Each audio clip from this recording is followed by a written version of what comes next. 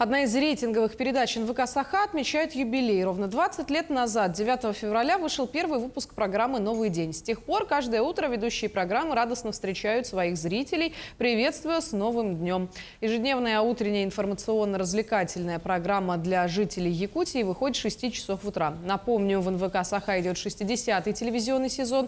За это время компания выпустила множество развлекательных передач и проектов. Но на долгие годы остался уже многим полюбившийся «Новый день», который радует якутян утренними эфирами. Прошло 20 лет, и я думаю, что все, кто сегодня собрались в этом зале, выросли от корреспондентов и ведущих программы «Новый день» в больших, известных всем звезд. Это здорово, я всех поздравляю. В этот день, наконец, я увидела ту плеяду ребят, молодых, уже вообще профессиональных журналистов, известных режиссеров, известных редакторов.